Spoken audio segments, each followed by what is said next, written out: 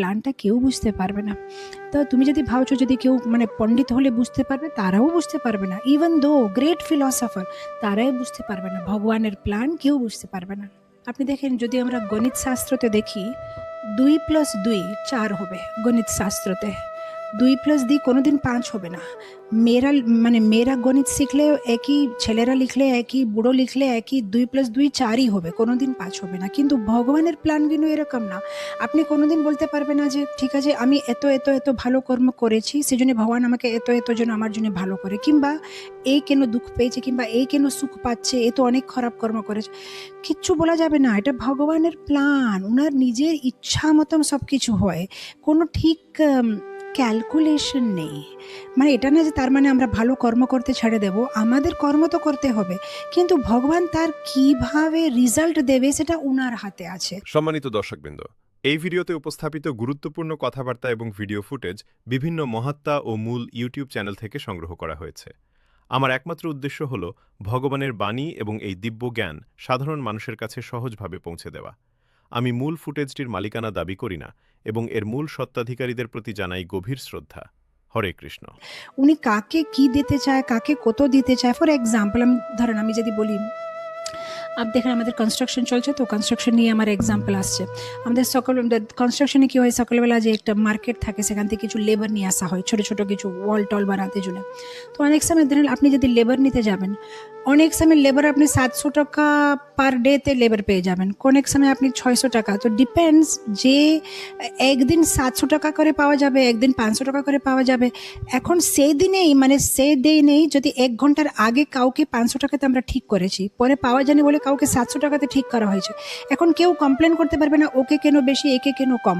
যে মালিক সে ডিসাইড করবে ও কাকে কত দিতে চায়। এরকম ভগবানের কাছে আমরা তর্ক করতে পারি না, আমি তো এত মালা করলাম, আমি তো এত করলাম, আমাকে এটা দিন। উনি অনেক সময় কেউ কিছুই করে না, একটা মালাও করে না, তাও ওকে দেবে।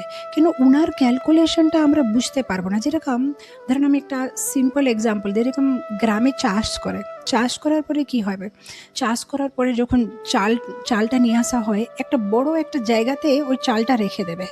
তার ধান বলা গেলে হয়, ধান রেখে দেয়।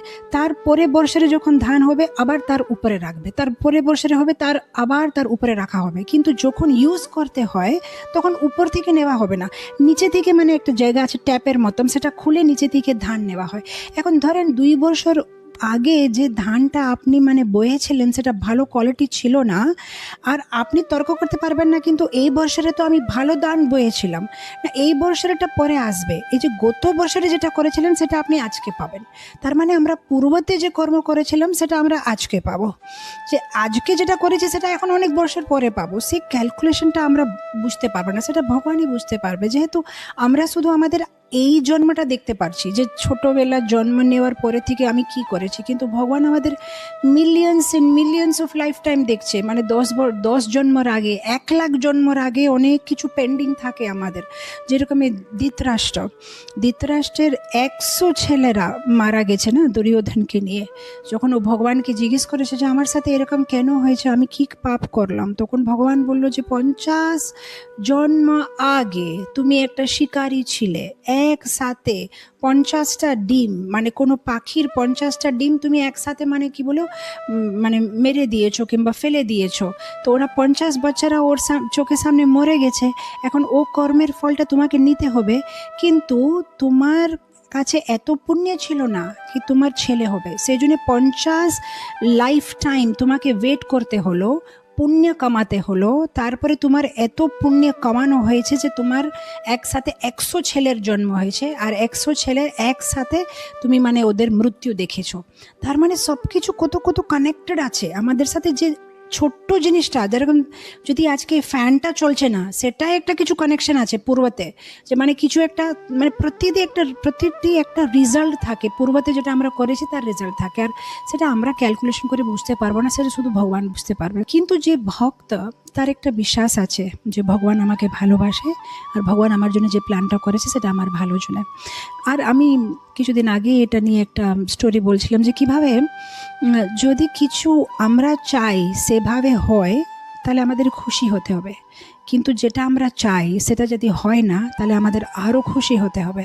তো কেউ বলবে কেন, তো কেন বললে তো এই পৃথিবীতে যেটাই হচ্ছে সেটার দুটোই কারণ আছে, কিংবা আমাদের ইচ্ছাতে হচ্ছে যে আমরা এটা চাই, ভগবান কাছে চাইছি, কিংবা এটা ভগবানের ইচ্ছা। এই দুটো ছাড়া আর কেউ তৃতীয় নেই এখানে যে যার ইচ্ছায় এটা কিছু হবে। তার মানে আমরা যদি কিছু ইচ্ছা করেছি সেটা হয় নেই, তার মানে এটা ভগবানের ইচ্ছা হয়েছে। আর যদি কিছু ভগবানের ইচ্ছায় হয়েছে তাহলে আমাদের জন্য ভালো, যেহেতু ভগবানে আমাদের থেকে বেশি বুদ্ধি আছে।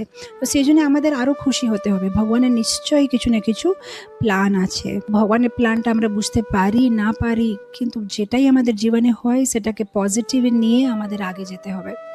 আমার মনে পড়ছে পূর্বকালে কি হতো, ওই কি বলে যেটা মানে ধোবি বলে কিনা বাংলাতে, ওদের একটা গাধা থাকতো। গধার উপর এই যে গাধা থাকে না, ডঙ্কি, ও গাধার উপরে কি করবে ওরা, মানে মেলা কাপড়গুলো নিয়ে যাবে আর একটা পুকুরের কাছে যাবে, কাপড়গুলো ভালোভাবে কাচবে, ক্লিন করবে, তারপরে আবার ওই গধার উপরে রেখে নিয়ে চলে আসবে। একবার কি হয়েছে, একটা ধোবিকে গধাটা মানে অনেক বুড়ো হয়ে গেছে, তো ও ভাবছে যে আবার একে কি বলে পোষণ করতে হবে, আমার টাকা পয়সা অনেক খরচা হবে, তা একে কি করে মারা যায়। তো কি করেছে, একটা গর্তর ভিতরে ও গাধাকে ফেলে দিয়েছে। আর কি করছে, গর্ত ভিতরে গাধাকে ফেলার পরে ও গর্তের ভিতরে মাটি ঢাললে কি হবে, ওর সমাধি হয়ে যাবে। কিন্তু এই গাধাটা অনেক চালাক, যখনই মাটি ঢালছে মানে ও মনটা খারাপ করেনি, ওই মাটির উপরে পাই দিয়ে আরও উপরে উঠছে, আবার ও মাটি ঢালছে, তার উপরে পাই দিয়ে আবার উপরে উঠছে। এরকম করতে করতে করতে ও গাধা গর্ত থেকে বাইরে চলে এসেছে। তো এরকম আমাদের জীবনে যেই পরিস্থিতিটা আসুক, আমাদেরকে ওটাকে পজিটিভে নিয়ে আগে যেতে হবে। অনেক সময় আমরা ভগবানের প্ল্যানটা বুঝতে চেষ্টা করি কিন্তু ভুল বুঝি। ভগবান ইভেন এক্সটার্নালি যদি আমরা দেখতে পারি যে এটা ঠিক হচ্ছে না, তাও তার পিছনে কিছু কারণ থাকতে পারে। ফর এক্সাম্পল, আপনি দেখেন বলি মহারাজের লীলাতে ভগবান কি করেছে বলি মহারাজকে। অ্যাকচুয়ালি ভগবান বলি মহারাজকে চিটিং করেছে। মানে বলি মহারাজকে বলেছে যে আমি তিনটা পগ দিলে যত ভূমি আসবে আমি অতটুকু নেব, কিন্তু শেষে বলি মহারাজ কাছে থেকে সব কিছু নিয়ে নিয়েছে।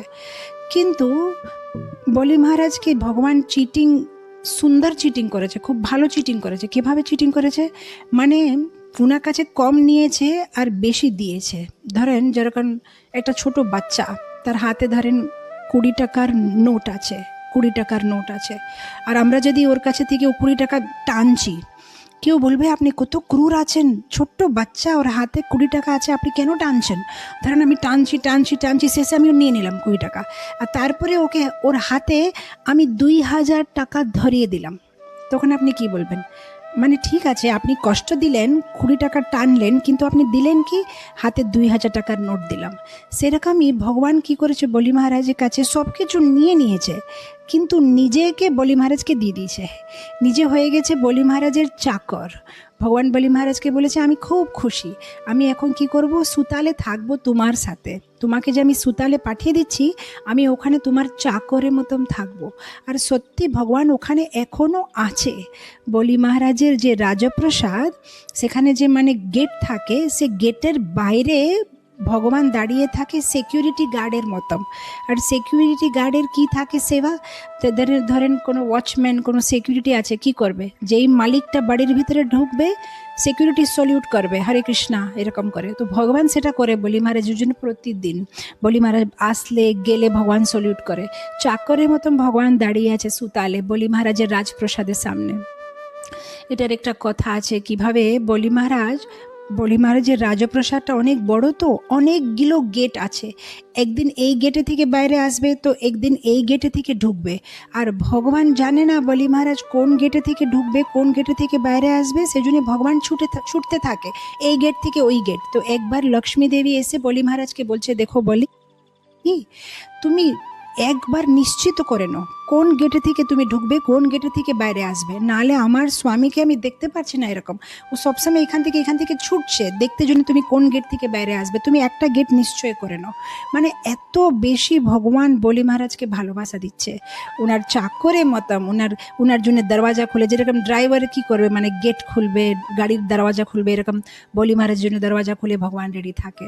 তো এরকম ভগবান কার কাছে কি নিয়ে নিবে, কি দিয়ে দেবে, কখন কি করবে, ভগবানের প্ল্যানটা বোঝা যায় না।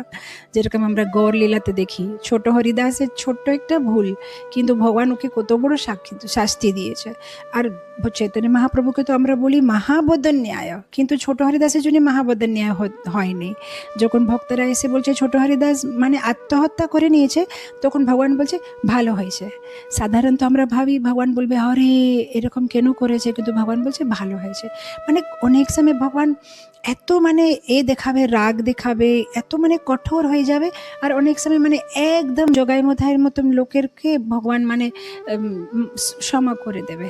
তো ভগবানের প্ল্যানটা তো কেউই বুঝতে পারবে না। ভগবান কাকে কখন কী রকম কী করতে চায় আমরা জানি না।